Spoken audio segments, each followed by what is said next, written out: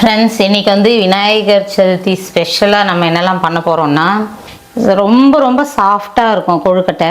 அதால் தான் இந்த ஸ்டெப்பு.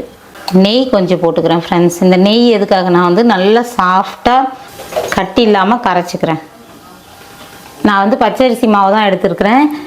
நல்லா ஈரப்பதெல்லாம் இழுத்துருச்சு. வறுத்து வச்சுருக்கிறேன் முந்திரியும் சேர்த்துடலாம். நல்லா முழுகிற அளவுக்கு தண்ணி ஊற்றிக்கிறேன் ஃப்ரெண்ட்ஸ். இப்போ வந்து அவல் வந்து வறுத்து பொடி பண்ணிட்டேன். இப்போ வந்து ஷார்ட் அண்ட் ஸ்வீட்டாக டக்கு டக்குன்னு முடிச்சிடலாம்.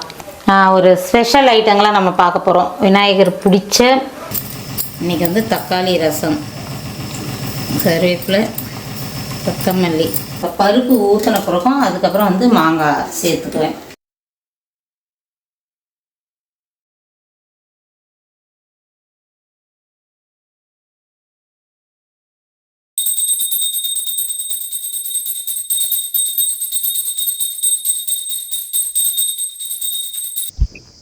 ஹாய் ஃப்ரெண்ட்ஸ், இன்னைக்கு வந்து ஆகஸ்ட் 27, 2025. ஃப்ரெண்ட்ஸ், இன்னைக்கு வந்து வெட்னஸ்டே. இன்னைக்கு ஸ்பெஷல் டே என்னன்னு பார்த்தீங்கன்னா விநாயகர் சதுர்த்தி. விடிய காலையிலே ஏஞ்சி வாச தெளித்து கோலெல்லாம் போட்டாச்சு. இனிமே வந்து வீட்டுக்குள்ளே போய் வேலை செய்கிறது தான். நம்ம வந்து இன்னைக்கு விநாயகர் சதுர்த்திக்காக என்னெல்லாம் ஸ்பெஷலாக பண்ண போகிறோம், என்ன சமைக்க போகிறோன்றதை வாங்க ஃப்ரெண்ட்ஸ் வீடியோக்குள்ளே போய் பார்க்கலாம்.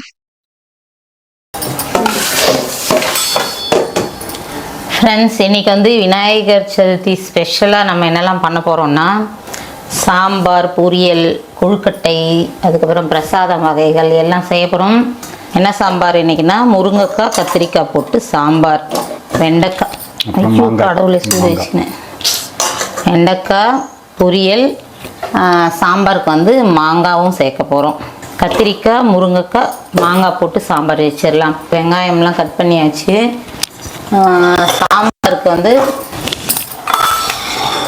சாம்பாருக்கு துவரம்பருப்பு வேக வச்சு எடுத்தாச்சு. அதோடவே தக்காளி போட்டுட்டேன். சாதம் வந்து வெந்துட்டுருக்குது ஃப்ரெண்ட்ஸ். இப்போ சாம்பாருக்கு காய் வேக வச்சு எடுத்துக்க போகிறேன் ஃப்ரெண்ட்ஸ். இப்போ வந்து வெண்டைக்காய் ஃப்ரை பண்ணிக்கலாம்.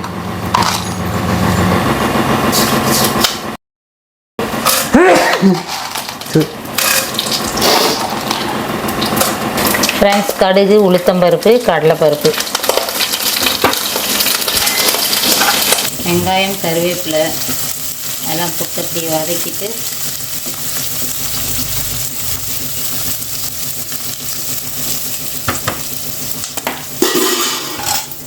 வெண்டைக்காய் வந்து சேர்த்துடலாம்.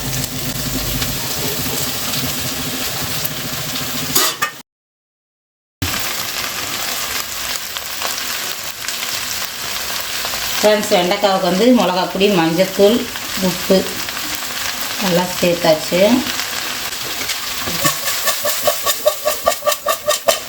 வந்து அப்படியே மூடி வச்சுட்டு அப்படியே ஃப்ரை பண்ண வேண்டியதுதான் சிம்மில் போட்டு.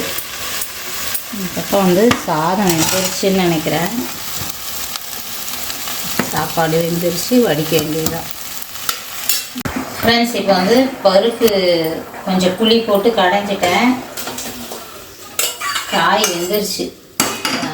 கத்திரிக்காயும் முருங்கைக்காயும் வெந்துருச்சு. இப்போ பருப்பு ஊற்றின பிறகும் அதுக்கப்புறம் வந்து மாங்காய் சேர்த்துக்குவேன். கரெக்டாக இருக்கும் அப்போ தான் வேகிறதுக்கு. அவ்வளோதான். சாம்பார் வந்து தாளிப்பும் போட்டாச்சு ஃப்ரெண்ட்ஸ். கொதிச்சதுன்னா சாம்பார் ரெடி. காயும் வந்து நல்ல பாதி வெந்துருச்சு. இன்னும் கொஞ்சம் நேரம் தான்.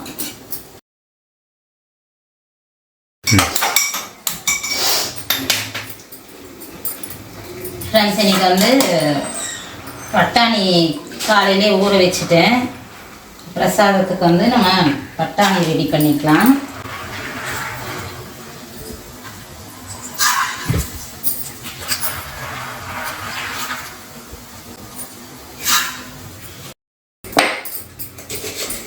பட்டாணிக்கு வந்து உப்பு போட்டுட்டு வேக வச்சுக்கலாம். மூடி இப்போ வந்து உப்பு சேர்த்துட்டு ஒரு விசில் விட்டு எடுத்துக்கலாம். ஏன்னா வந்து பட்டாணி நல்லா ஊறிடுச்சு.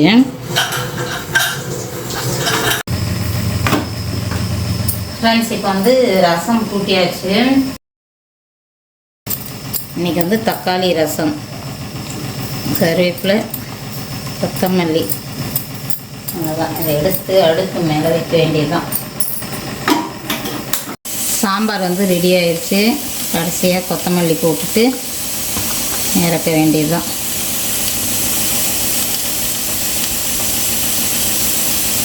ஃப்ரெண்ட்ஸ், இப்போ வந்து சமையல் வேலை, இந்த சாப்பாடு, காய், சாம்பார், ரசம் எல்லாம் முடிச்சாச்சு.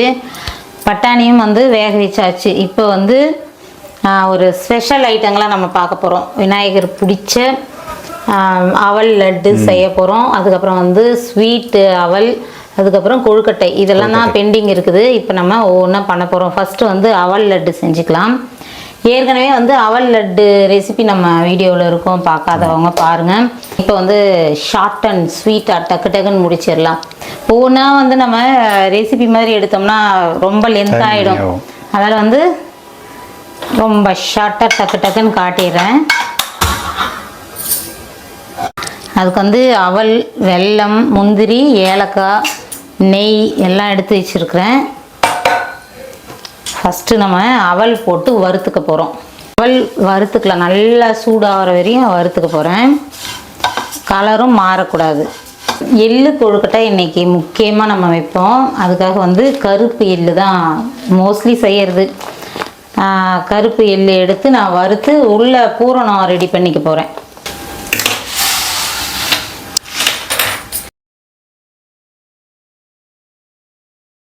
அது கொஞ்சம் வறுக்கணும்.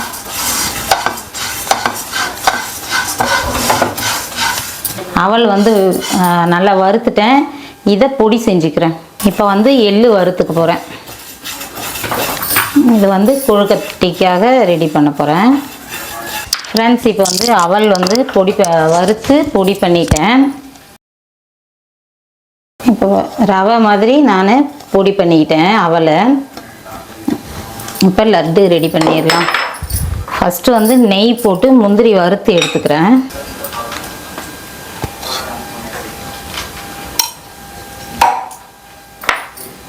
முந்திரி வந்து பாதி பாதியாக உடச்சி வச்சுருக்கிறேன். இந்த மாதிரி போட்டோம்னா நல்லாயிருக்கும். ஃபஸ்ட்டு முந்திரி வறுத்து எடுத்துக்கலாம். ஃப்ரெண்ட்ஸ், முந்திரி வந்து செவந்துருச்சு. இதை ஒரு பிளேட்டுக்கு மாற்றிக்கிறேன். இங்கே வந்து 1 கப்பு அளவுக்கு வந்து நான் அவல் எடுத்தேன் ஃப்ரெண்ட்ஸ். ஒரு 3/4 கப்பு வெல்லம் போட்டுக்கிறேன். இதில் கொஞ்சமாக தண்ணி ஊற்றிடலாம். வெல்லம் முழுகிற அளவுக்கு தண்ணி ஊற்றிக்கிறேன். இதை நல்லா கரையிட்டோம். ஃப்ரெண்ட்ஸ், இப்போ வந்து எள்ளு பூரணம் ரெடி பண்ணிக்க போகிறேன். எள்ளு வறுத்து கொட்டிட்டேன், வெல்லம் போட்டிருக்கிறேன், 2 ஏலக்காய் போட்டு இதை ஒரு அடி அடிச்சுக்கலாம். ஃப்ரெண்ட்ஸ், இப்போ வந்து வெல்லம் நல்லா கரைஞ்சிருச்சு. கொஞ்சமாக ஏலக்காய் தூள் சேர்த்துட்றேன்.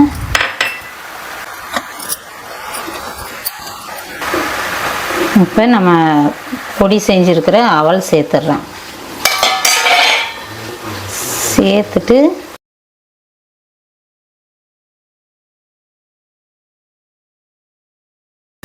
ஃப்ரெண்ட்ஸ், இப்போ வந்து நல்லா ஈரப்பதம்லாம் இழுத்துருச்சு. வறுத்து வச்சுருக்கிற முந்திரியும் சேர்த்துடலாம்.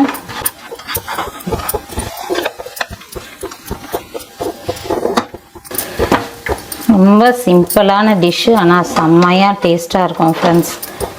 இன்றைக்கி தான் செஞ்சு சாப்பிட்ணுன்னு இல்லை, சும்மா ஸ்கூல் விட்டு வர பசங்களுக்கு கூட நம்ம ரெடி பண்ணி வச்சோம்னா அழகாக சாப்பிட்ருவாங்க. அவல் வந்து நமக்கு ஹெல்த்தி தான். இதில் போட்டு இருக்கிற நெய் எல்லாமே வந்து நமக்கு ஹெல்த்தி தான். இப்போ இது கொஞ்சம் சூடு பொறுக்கட்டும், அதுக்கப்புறம் நம்ம பிடிச்சி வச்சிடலாம். இப்போ வந்து லட்டுக்கு ரெடி பண்ணியாச்சு. எள்ளு கொழுக்கட்டைக்கு வந்து பூரணம் ரெடி பண்ணிட்டேன் ஃப்ரெண்ட்ஸ். இப்போ வந்து நம்ம மேல் மாவு ரெடி பண்ணிக்கலாம். ஃப்ரெண்ட்ஸ், இப்போ வந்து நம்ம கொழுக்கட்டைக்கு மேல் மாவு ரெடி பண்ண போகிறோம். முதல்ல ஒரு கடாயை எடுத்துக்கிட்டேன். இதில் தண்ணி அளந்துக்கிறேன். நான் வந்து பச்சரிசி மாவு தான் எடுத்துருக்கிறேன். இதில் வந்து 1.5 கப்பு எடுத்துருக்கிறேன் ஃப்ரெண்ட்ஸ். இப்போ நான் 3 கப்பு அளவு தண்ணி சேர்த்துக்க போகிறேன்.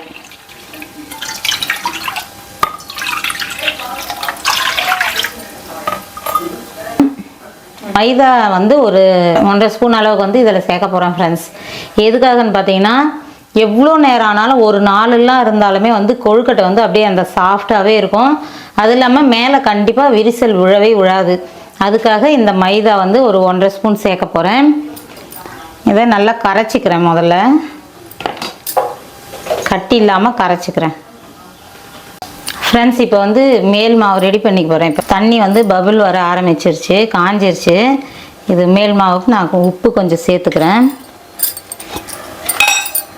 அதுக்கப்புறம் பார்த்தீங்கன்னா நெய் கொஞ்சம் போட்டுக்கிறேன். ஃப்ரெண்ட்ஸ், இந்த நெய் எதுக்காக நான் வந்து நல்லா சாஃப்டாக ரொம்ப நேரம் ஆனாலும் செம்மையாக இருக்கும். அதுக்காக வந்து நம்ம கொஞ்சம் நெய் சேர்த்துக்கிறோம். ஃப்ரெண்ட்ஸ், இப்போ வந்து நான் மைதா நல்லா கரைச்சி வச்சுருக்கிறேன் பாருங்கள். அதை முதல்ல நான் இதோடு சேர்த்துட்றேன். சேர்த்துட்டு நல்லா அந்த தண்ணியில் ஈவனாக கலக்கிற அளவுக்கு நான் கலந்துடுறேன். அதுக்கப்புறம் பார்த்திங்கன்னா பச்சரிசி மாவை கொஞ்சம் கொஞ்சமாக கொட்டி அப்படி கிளறிக்கலாம். நல்ல தண்ணி சூடாக இருக்கிறதுனால இந்த மாவு இப்பயே கொஞ்சம் வெந்துடும். ஃப்ரெண்ட்ஸ், பாதி அளவுக்கு வெந்ததுனால நல்லா சாஃப்டாக இருக்கும், விரிசல் விடாது. எவ்வளோ நேரம் ஆனாலும் இன்றைக்கி பூராவும் வச்சு சாப்பிட்லாம். ஒரு மாதிரி மேலே வந்து மாவு ஆடாவே ஆகாது. அதால் தான் நம்ம இந்த ஸ்டெப் பண்ணுறோம். நம்ம ஈரப்பதம், நம்ம கொழுக்கட்டை பதம் உங்களுக்கே தெரியும். அதுக்கேற்ற மாதிரி சூடு பண்ணிவிட்டு இப்படி கிளறி விட்டுட்டே இருந்தோம்னு வச்சுங்க. நம்ம கொழுக்கட்டை மாவு பதம் வந்ததும் நிறுத்திடலாம். வந்து இதை நிறுத்திடுறேன்.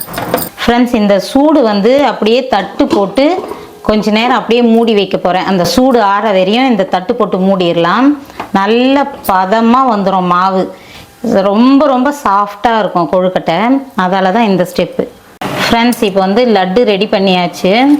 இன்னும் வந்து கொழுக்கட்டை ரெடி பண்ணிட்டோம்னா வேலை முடிஞ்சுது.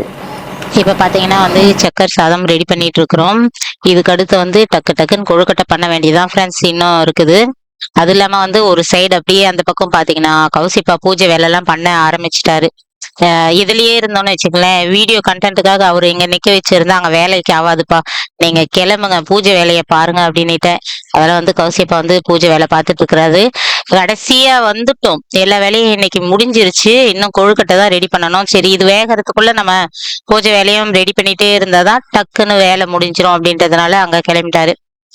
இப்ப வந்து நம்ம கொழுக்கட்டை லாஸ்டா வந்தாச்சு. நல்ல சாஃப்டா அருமையான அந்த மாவு செம்மையா இருக்குது. அது அப்படியே வந்து இந்த மாதிரி கையில தட்டிக்கலாம், இல்ல இந்த மாதிரி பாத்திரம் வச்சு லைட்டா அப்படியே ப்ரெஸ் பண்ணிட்டோம்னா ஒரே ஈவனா வந்துடும். அதால வந்து இந்த மாதிரி பாத்திரம் வச்சு நீங்க அழுத்திக்கலாம். லைட்டா அழுத்திட்டு ரொம்ப மெல்லிசா அழுத்தினாலும் நம்ம மடிக்கும் போது வந்து கிராக் விழும். அதெல்லாம் வந்து பார்த்து அதுக்கேற்ற மாதிரி ப்ரெஸ் பண்ணிக்கலாம் ஃப்ரெண்ட்ஸ். அதுக்கப்புறம் வந்து அழகா அந்த எள்ளு பூரணம் வச்சாச்சு. இந்த மாதிரி வந்து லைட்டா ப்ரெஸ் பண்ணிட்டு எடுத்து ஆவியில வச்சு வேக வைக்க வேண்டியதுதான். ரொம்ப ரொம்ப ஈஸியான வேலை தான். பிகினர்ஸ் கொஞ்சம் கஷ்டமா இருந்துச்சுன்னா பொறுமையா வந்து பண்ணீங்கன்னா சரியா வந்துடும் ஃப்ரெண்ட்ஸ். இன்னைக்கு வந்து நம்ம எள்ளு பூரண கொழுக்கட்டை தான் பண்ணோம். எல்லாமே வந்து சமைச்சாச்சு. இப்ப பூஜை வேலைக்கு கடைசியா வந்தாச்சு. கௌசிப்பா வந்து மோஸ்ட்லி எல்லாமே முடிச்சிட்டாரு. பசங்களும் கண்டிப்பா ஹெல்ப் பண்ணாங்க ஃப்ரெண்ட்ஸ். அதை சொல்லணும், கௌசிப்பா மட்டும் சொல்லக்கூடாதுல்ல. பசங்க கௌசிப்பா எல்லாரும் சேர்ந்துதான் வந்து பூஜை வேலை பண்ணிட்டு இருந்தாங்க. ஏன்னா வந்து எவ்வளவு வேலை பாருங்க.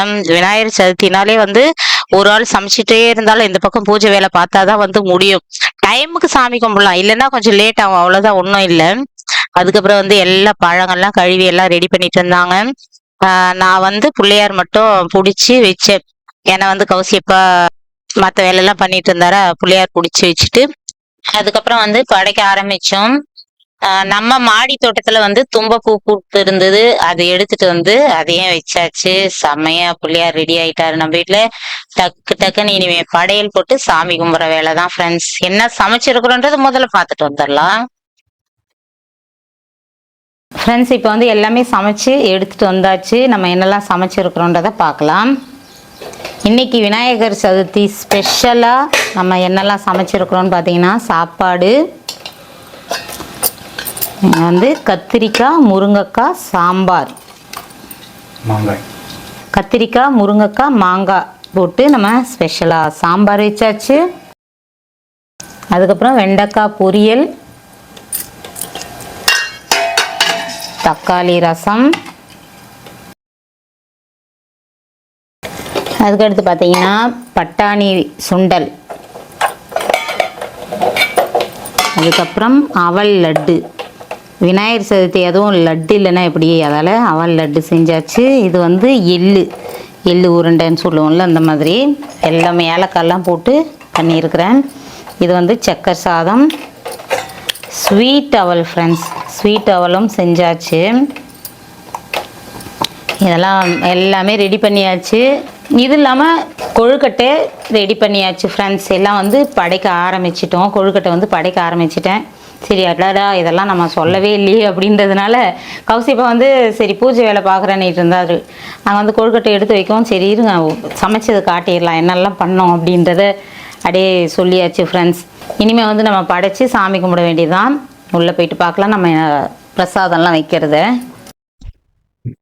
ஃப்ரெண்ட்ஸ் இப்போ வந்து ஒன்றா எடுத்துட்டு போய் படைக்க ஆரம்பிச்சிட்டோம். இன்னைக்கு வந்து விநாயகருக்கு வந்து ஸ்பெஷலா சூப்பரா நம்ம பிரசாதம் ரெடி பண்ணிட்டோம். சக்கரை சாதம், ஸ்வீட் அவல், அதுக்கப்புறம் வந்து அவல் லட்டு, எள்ளு உருண்டை, அதுக்கப்புறம் கொழுக்கட்டை, சோளம், கம்பு, அந்த மாதிரி வந்து இவருக்குன்னே ஸ்பெஷலா அந்த பழ வகைங்க எல்லாமே வந்து கிடைக்காத பொருள் கூட இன்னைக்கு கிடைக்கும். அந்த மாதிரி வந்து எல்லாமே வாங்கி வச்சாச்சு. இதுல ஸ்பெஷலி வந்து நம்ம பசங்களுக்கு பிடிச்சது அந்த கலாக்காய் தான்.